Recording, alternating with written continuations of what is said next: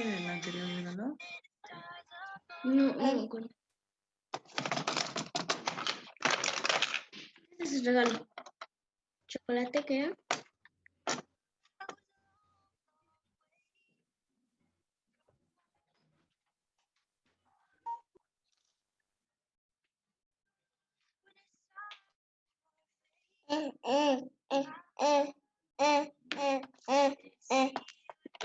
¿Tomate? ¿Qué era?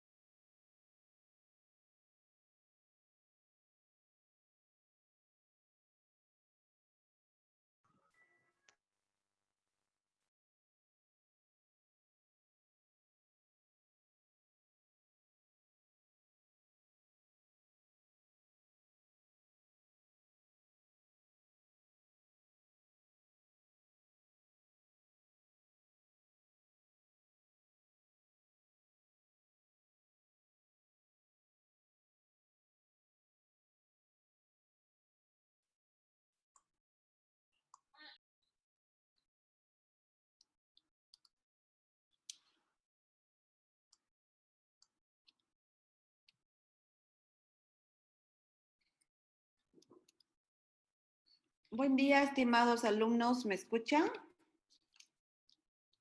Buenas tardes, Lice. Buenas tardes. El día de hoy vamos a ver uno de los impuestos más importantes en el régimen tributario, que es el impuesto sobre las utilidades de las empresas. ¿Te molesto?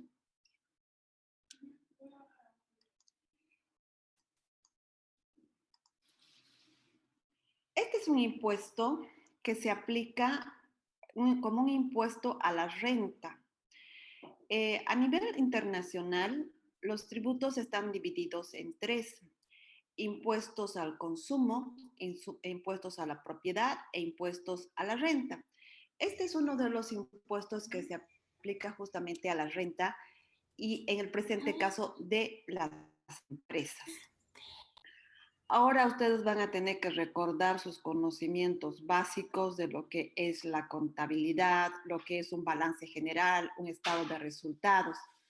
Si bien yo tropiezo en este tema con la formación que tienen ustedes, pero por favor les recomiendo, para que tengan un mejor aprovechamiento, que puedan revisar sus apuntes de lo que es los conceptos básicos y esenciales de lo que es un activo, un pasivo, un patrimonio, lo que es el estado de resultados, cómo se conforma el estado de resultados. Ingresos menos costos, me va a dar una utilidad bruta, menos los gastos de operación. Los gastos de operación en general se divide en tres: gastos administrativos, gastos de comercialización y gastos financieros, ¿ya? Entonces, todo eso tienen que recordar ustedes para que tengan un mejor aprovechamiento. Uno de sus compañeros me hacía una consulta el día de ayer y me decía: no entiendo bien a qué se refieren las empresas no obligadas a llevar registros contables. Justamente acá nos hace una clasificación y nos dice que este impuesto se aplica en todo el territorio nacional sobre las utilidades resultantes de los estados financieros al cierre de gestión anual. Ojo, está indicando bien clarito utilidades. No dice al resultado, dice a las utilidades. ¿Eso qué significa? Si una empresa por X o Z motivo no ha tenido utilidad, no va a tener que pagar este impuesto, ¿sí? Porque está grabando a la utilidad. Entonces, el hecho generador de este impuesto va a ser la utilidad resultante al cierre de gestión. Ojo, que tampoco está diciendo 31 de diciembre, dice cierre de gestión. En Bolivia hay 4 cortes de cierre de gestión. 31 de diciembre, que cierra las empresas de servicio en general, las entidades bancarias, comerciales. 31 de marzo, que cierran las empresas industriales de construcción. 30 de junio están todas las agropecuarias, pecuarias, ganaderas, avícolas, piscícolas, etcétera. Y 30 de junio, que están básicamente las empresas mineras. Dice la ley y su decreto reglamentario que en caso de que haya alguna actividad que no se acomode perfectamente a uno de estos 4 cortes, su cierre será 31 de diciembre por defecto, ¿ya? Luego tenemos los ingresos grabados anuales de personas no obligadas a llevar registros contables, que vendrían a ser las personas naturales, ¿ya? Ejemplo, los profesionales independientes, producto de su actividad, van a tener que declarar el IUE y pagar sobre esos ingresos anuales que han tenido en base a un cálculo relativamente fácil que lo vamos a ver el día que veamos la práctica, y se aplica el porcentaje. Y este tipo de personas no está obligado a llevar registros contables. Ahora, nos dice también que para aplicar o grabar este impuesto a las utilidades, a nivel internacional existen dos principios, perdón. El principio de residencia y el principio de fuente.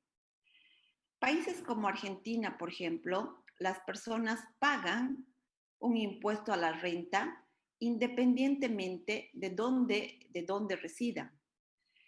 En Bolivia se aplica el principio de fuente.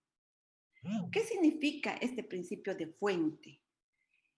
Significa que las utilidades bolivianas provenientes de bienes situados, colocados o utilizados económicamente en el país, si son de fuente boliviana, va a estar grabado con el IUE. Pero si hay un ingreso que no es de fuente boliviana, no va a estar grabada con el IUE. Les pongo un ejemplo. Si hay una empresa, por ejemplo, Cobose, vamos a poner un nombre al azar, tiene una sucursal en Argentina, tiene ingresos y egresos en Argentina. La utilidad que obtenga la empresa Cobose, la sucursal que se ha aperturado en Argentina, no va a estar grabada con el IUE porque no es de fuente boliviana. Es por eso que es bien importante entender para la aplicación de este impuesto qué significa fuente. Además, dice cualquier actividad susceptible de producir utilidades. ¿Sí? Ahora, ¿quiénes son los sujetos pasivos para el pago de este impuesto? El sujeto activo ya sabemos que es el Estado, a través de su brazo operativo del Servicio de Impuestos Nacionales, los gobiernos municipales, etc. En el presente caso del IUE, los sujetos pasivos van a ser las empresas públicas o privadas. ¿Qué significa? Por ejemplo, Boliviana de Aviación es una empresa pública, ¿sí? Luego tenemos otro tipo de empresas como Fanexa, tenemos Entel, etcétera. Este tipo de empresas, aunque sean públicas, igual están grabadas con el IUE, básicamente por un principio de uniformidad y competitividad con empresas similares, ¿sí? Quienes también están grabadas, y todo tipo de empresas privadas, ojo, ¿no? Sean sociedades anónimas, aquí dice 3, pero en realidad es cualquier tipo de sociedad, colectiva, comandita simple, comandita por acciones, SRL, SA, etc. Cualquier empresa pública o privada legalmente establecida en el país está sujeto al pago del IUE. Las empresas unipersonales, cuando uno de ustedes, por ejemplo, quiere abrir su oficina consultora, tiene 2 opciones, o abrir como profesional independiente o como empresa unipersonal. En ambos casos va a tener que pagar el IUE, de forma diferente, pero va a pagar el IUE. Las sociedades comerciales y de hecho, los profesionales liberales u oficios, lo que ya les expliqué, y aquí es redundante, ¿no? Porque empresas de energía eléctrica, esta empresa de energía eléctrica seguro que está en la primera, ¿sí? Es una empresa o pública o privada en alguna de las modalidades establecidas en el país. Las empresas mineras igual están en el primer caso y otras que te menciono. Ahora, es importante diferenciar dentro de los sujetos pasivos quiénes están obligados a llevar registros contables, quiénes no están obligados a llevar registros contables y aquellas personas que ejercen profesiones u oficios, ¿sí? Los sujetos pasivos, cuando uno, por ejemplo, se registra en la administración tributaria, ya sea como una empresa jurídica o una empresa unipersonal o una persona natural, en teoría está obligado a llevar registros contables y sujeta, por defecto, generalmente le asignan 3 impuestos de entradita: el IVA, el IT y el IUE, ¿sí? El IVA con el 200, el IT con el 400 y el IUE con el 500. ¿Qué es lo que pasa? En determinadas características, por ejemplo, si se inscribe como profesional independiente, le van a dar el IUE 510. Pero existe otro sector, porque en teoría una empresa se abre con el objeto, más allá de la actividad de venta de calzado, cemento, flores, lo que fuera, se crea con el objeto de tener utilidades, pero no son todas así. Hay algunas instituciones constituidas al amparo del Código Civil que se crean como una asociación y con el objeto más de tipo social, no lucrativo. Ahí están, por ejemplo, las iglesias, las ONGs, etcétera, ¿sí? Donde el objeto es de carácter social y en sus estatutos tiene que estar incluido que es no lucrativo, que sus utilidades no se van a distribuir en forma directa o indirecta entre los socios, etcétera, etcétera, una serie de requisitos. Aún estas empresas de inicio reciben por defecto, les digo, el formulario 500.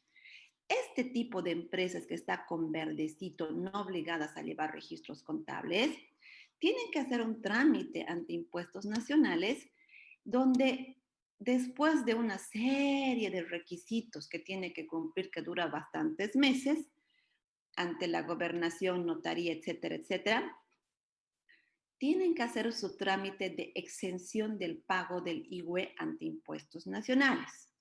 Si Impuestos Nacionales ve que cumplen los requisitos, entonces le emite una resolución administrativa de exención del IUE y a partir de ese momento recién va a poder declarar el IUE en el formulario 520 y en teoría no va a estar obligado a llevar registros contables.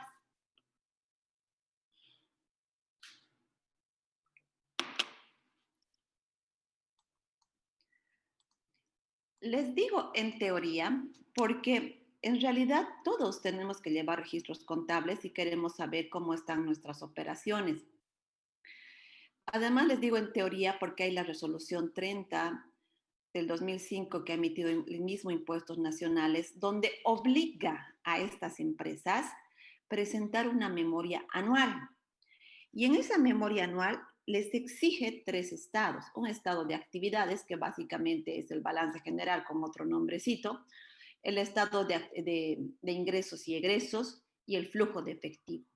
Para elaborar un flujo de efectivo necesitan 2 balances generales, el anterior y el actual. Por lo tanto, para elaborar e informar este reporte a impuestos nacionales, van a tener que llevar registros contables. Por eso les decía, en teoría no llevan registros contables, pero en la práctica sí, solo que lo reportan a través de una memoria anual, no pagan el IUE, pero sí declaran el IUE, sus estados financieros, el IUE en el 520 y sus estados financieros en el 605.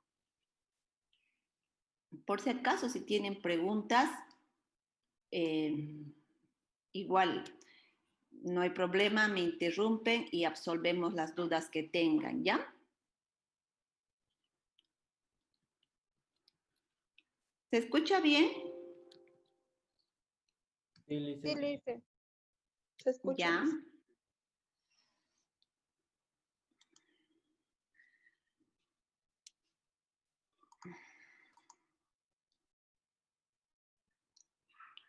Esta utilidad neta imponible, ¿cómo se va a determinar?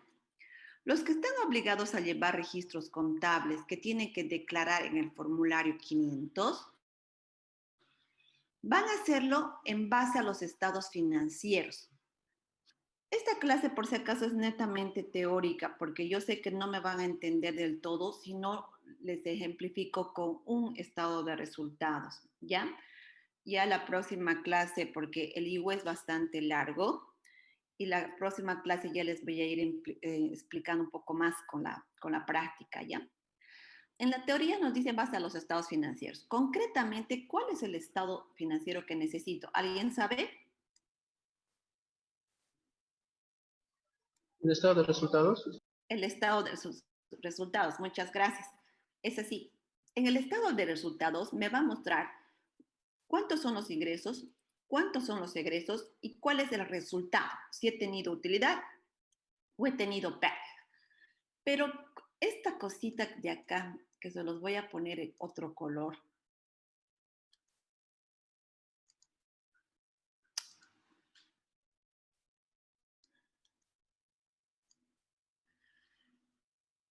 es bien importante porque no es un simple estado de resultados, esa es la base. Pero ¿qué dice acá? Con los ajustes y adecuaciones del Decreto Supremo 24051. ¿Qué significa eso? Yo cuando les explico a mis alumnos este impuesto de IWE, les digo, es como un seguro. Te dan el seguro y te dice bajo la cobertura total en caso de accidentes, muerte, etcétera. Cuando uno tiene un siniestro y dice, no, pues, o sea, no tiene cobertura a partir de las 10 de la noche, no ha visto esta cláusula, no tiene cobertura si no maneja el conductor registrado, etcétera. Una serie de peros, y es lo que yo le llamo la letra chiquita del seguro. Por eso es que cuando uno contrata el seguro tiene que ver bien la letra chiquita. Más o menos así es el IWE. Entonces, te permite descargarte, o sea, todos los gastos, pero con ciertos ajustes y adecuaciones que está establecido en el 24051. Les pongo un ejemplo. Uno de los conceptos importantes que ustedes van a ver en un estado de resultados es sueldos y salarios, ¿sí? Bajo el principio de buena fe, en principio Impuestos Nacionales te lo va a crear. Digamos que hay una empresa que tiene sueldos y salarios por 400,000, que representa el 60% de su total de gastos. Perfecto.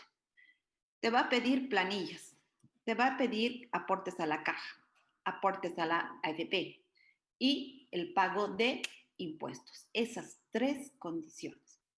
¿Qué pasa, por ejemplo, con las empresas constructoras donde la mano de obra es bastante informal? En Bolivia no tenemos esa cultura de que todos tenemos que tener caja, tenemos que tener AFP, tenemos que tener todos los seguros, etc. No tenemos esa cultura, lamentablemente.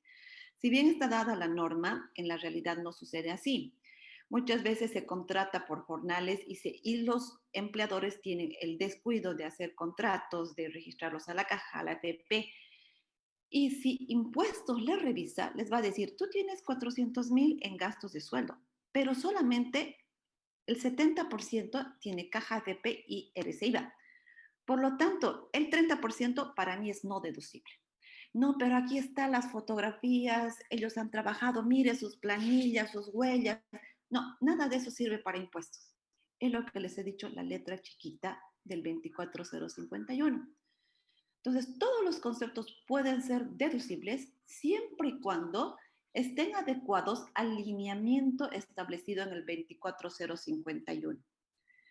Yo tengo bastantes años de experiencia como auditora y cuando yo reviso, por ejemplo, los ITC, la información tributaria complementaria, si una empresa no tiene gastos deducibles, o sea, yo ya desconfío de que esté bien hecho.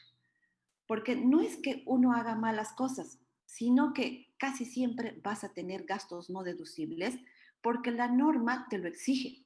Y eso quiero que me entiendan. Que haya gastos no deducibles no significa que haya hecho una mala contabilidad, para nada, por el contrario, sino que se está autodepurando ese contribuyente y está ajustando y adecuando con los lineamientos establecidos el 24051.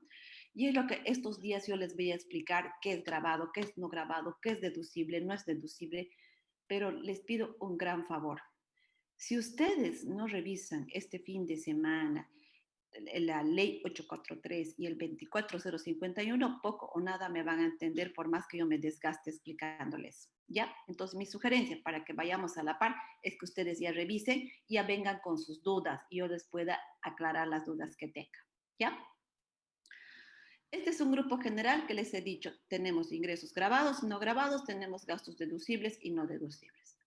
Luego tengo otro grupo, los no obligados a presentar registros contables que ya hemos visto, donde me van a mostrar este tipo de contribuyentes, cuáles han sido los ingresos, donaciones, financiamientos de diverso tipo y cuáles han sido sus gastos, o sea, en qué han gastado, ¿sí? En sueldos, en material, etcétera, depende del objeto de la empresa, ¿no? Perdón, de la institución, porque no son empresas. Este tipo de empresas, ¿cómo me va a mostrar esto? A través de una memoria anual, ¿sí?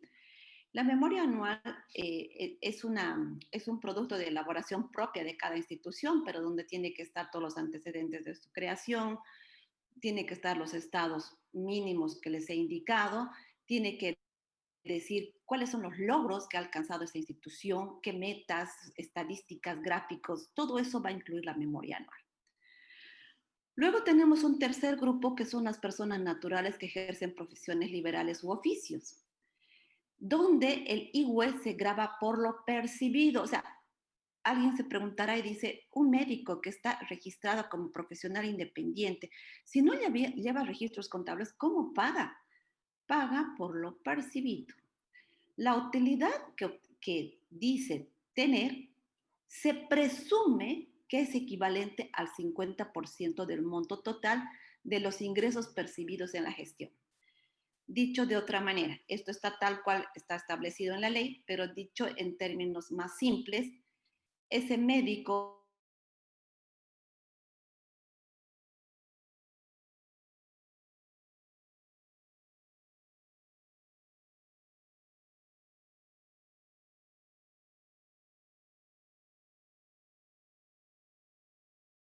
conceptos, ¿ya? Pero eso es en teoría cómo funciona cuando es profesional independiente. ¿Preguntas hasta aquí?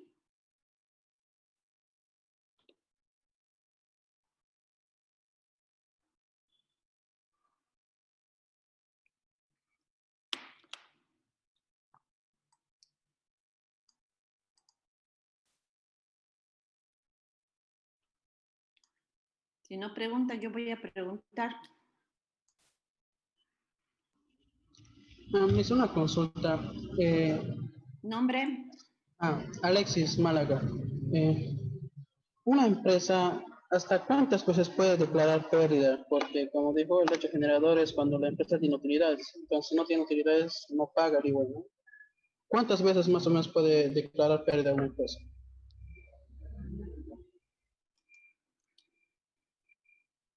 Perdón, ¿cuál es tu nombre? Alexis Málaga. Alexis, me estás haciendo una pregunta capciosa, pero te la voy a responder. Mira, Alexis, en realidad no existe ninguna fórmula. Yo no te puedo decir, solo un año puedes tener pérdida, 2 años puedes tener, 3 años, etc.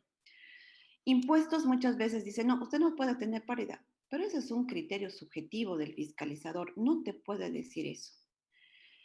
Lo que sí te tengo que recomendar es que responda a la realidad material de tu negocio, de tu empresa, de que en verdad si tienes pérdida durante 2, 3 años, sea una pérdida real y no inventada. Y eso es lo que va a ver y verificar impuestos nacionales. Hay empresas que en realidad tienen utilidad, pero el papel aguanta todo y te reportan impuestos pérdidas consecutivas, pero hay formas de demostrar que esa empresa no es que tiene pérdidas, sino que no está registrando todos sus ingresos o está maximizando sus gastos, ¿ya? Entonces, a tu pregunta, no existe una fórmula matemática de cuántos años tienes que tener pérdida, sino que esa pérdida tiene que ser real. Como práctica, en los negocios, las empresas que se abren de 1 a 3 años, en los primeros 2 años todo es gasto, gasto, gasto, inversión. Dependiendo del tipo de negocio, si es servicio, industria, etcétera, puede tener una utilidad desde el primer año, desde el cuarto año. Entonces, no existe una respuesta matemática a la pregunta que has formulado. ¿Alguna otra pregunta, consulta? Gracias. Ya. Un poco ejemplificando lo que les he dicho, este es un estado de resultados. En Bolivia, por si acaso, a diferencia de otros países, tenemos dibujo libre en el sentido de que no tenemos un plan único de cuentas y por lo tanto las empresas, los diversos sistemas contables que utilizan, pueden adaptar con los conceptos principales a un plan de cuentas particular a su empresa. Sin embargo, ya a partir de hace unos años atrás, Impuestos ha establecido un formato de plan de cuentas en el que tienes tú que reportar a impuestos nacionales, ¿ya? Pero en esencia tiene el venta de ingresos y servicios, el costo que ha incurrido la empresa para captar esos bienes o servicios y que te va a dar la utilidad bruta. Luego tenemos los gastos de operación, que estos gastos de operación van a estar divididos en gastos de administración, gastos de comercialización y gastos financieros. Este costo, cuando las empresas generalmente productivas, constructoras, llevan costos, esto está dividido en 3 grupos, generalmente. ¿Cuáles son? A ver, ¿quién me puede decir qué incluyen los costos? ¿Qué conceptos?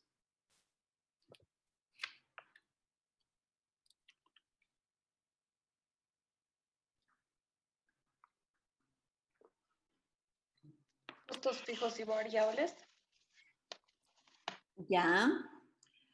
Esta es una forma de discriminación, pero en una forma más amplia tenemos mano de obra. En mano de obra puedo tener fijos y variables. Puedo tener materiales, que también pueden ser fijos y variables. Y puedo tener costos indirectos, que pueden ser fijos o variables. O sea, en conclusión, tus costos se van a dividir en mano de obra, materiales y gastos indirectos de fabricación, ¿ya? Luego, mire, acá hace referencia, digamos, a lo secundario porque te muestra otros ingresos, otros egresos. Y tienes una utilidad contable. Quiero que se fijen en esta partecita de aquí, en la utilidad contable, que se los voy a sombrear.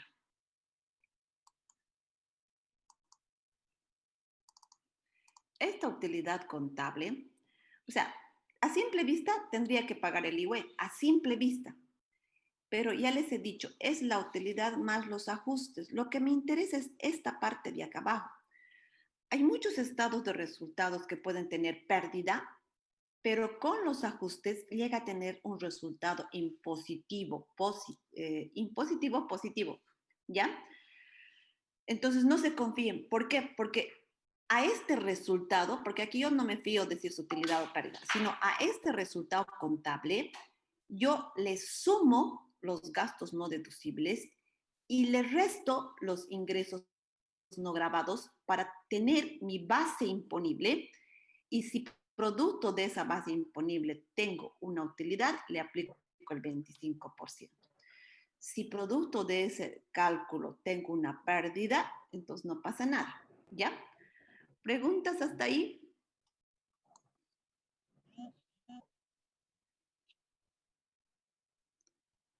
Adelante.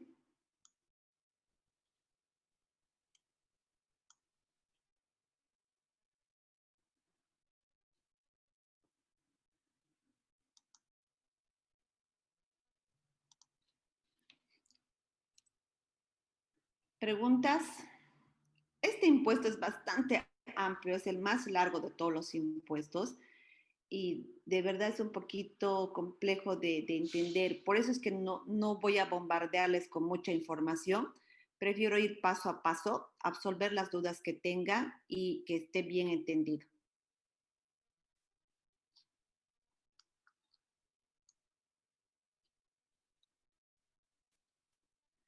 Andrea, pasa.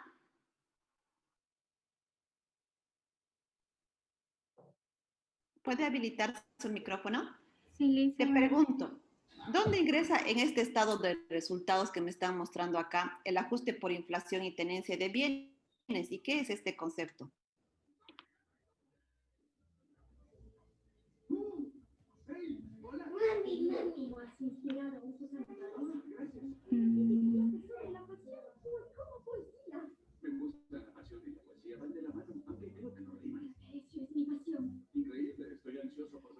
no sabes, no importa. Me dices no sé y yo explico. Ya te listo, no me acuerdo. No, tranquila. Por eso les decía, chicos, o sea, de verdad, pregunten, pero no van a poder preguntar si ustedes no repasan y tienen dudas. El ajuste, todas las partidas de ingreso y egreso en aplicación a las normas contables 3 y 6 se tienen que actualizar en función de la unidad de fomento a la vivienda. Esta actualización te puede dar un resultado positivo, ingreso, o un resultado negativo, un gasto. Entonces, generalmente pueden encontrar eso en otros ingresos u otros egresos, con la misma cuenta, que puede tener un saldo deudor o acreedor, dependiendo la situación que se tenga en la empresa. ¿Ya? Simplemente les quise poner un ejemplito que, por favor, para que ustedes este fin de semana, les repito, puedan revisar la Ley 843 y el Decreto Supremo 24051. No quisiera entrar a esta segunda parte porque yo necesito que ustedes hayan leído lo que es gastos no deducibles, ingresos no imponibles y toda la teoría. ¿Alguna otra pregunta hasta aquí? Vamos a quedar entonces aquí el día de hoy y por favor en el tiempo que falta vayan revisando. Que tengan buenas tardes, chicos. Gracias, Licen. Hasta luego. Chau, chau. Hasta luego. Gracias, Lice.